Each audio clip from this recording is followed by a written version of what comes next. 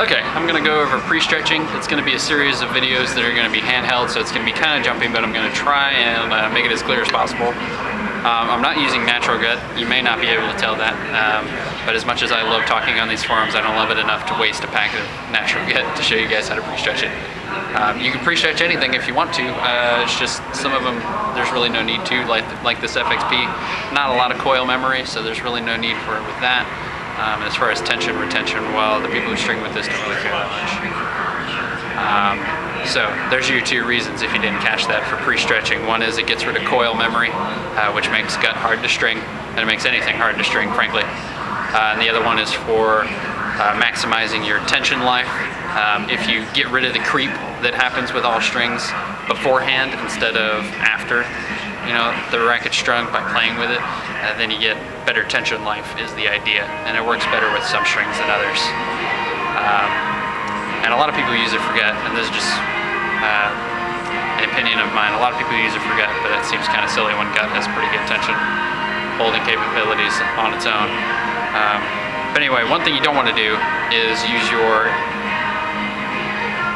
stringing machine to pre-stretch, and I'm not talking about the function that like this particular machine has. This particular machine has a pre-stretch function where it does it while it's tensioning. It'll go back so far and then go to the desired tension. That is for the tension loss I was telling you about. It kind of creeps it on its own and then comes back, and that's fine for that, but you really don't want to use it physically, meaning clamping the strings to one end and walking off 20 feet, stretching. Obviously you don't want to do it with a table mounted one because it's going to fall off the table, but you don't want to use it with a self-standing stringing machine because it could tip over, and frankly you don't get as good a pull on it as you would anyway. So don't do that. But anyway, this is how I pre-stretch, and to caveat, there's a lot of ways to do this. This is the way that was taught to me by the USRSA proctor here in Dallas. I think it's a pretty good way. What you need is a good pull or a door that you can lock that has a handle and not a knob. It has to have a handle. Either one of those are good. That and an old racket or baseball bat. Baseball bat works good. Basically a pole, and I'll show you that here in a second. But first you need the bar, and let me show you what you do with the bar. Okay, what you want to do here is take your halfway point and wrap it around a big pole. The bigger the better, just because it doesn't come to a sharp point.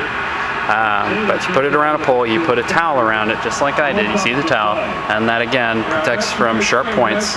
And you do it on the halfway because you're going to take your tips, which are down there somewhere, and put them around a baseball bat or an old tennis racket, and then use them in the way that I'm going to show you right now.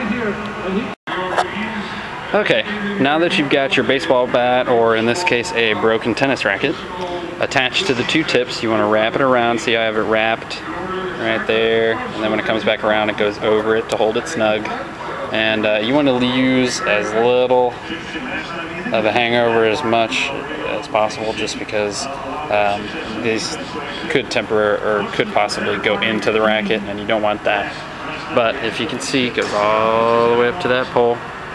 You just want to lean into it just a little bit. You're not trying to pull that pole down, you're just trying to pull the coil memory out. Now, there's a lot of different opinions about this, and I'm not even going to give you a direct answer, but you want to put in a little bit of force for a little bit of time.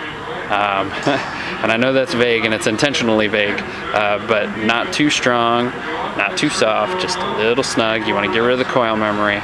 But anything beyond that, that's entirely up to you. I really don't pre-stretch a lot for this reason. I don't have a problem with coil memory.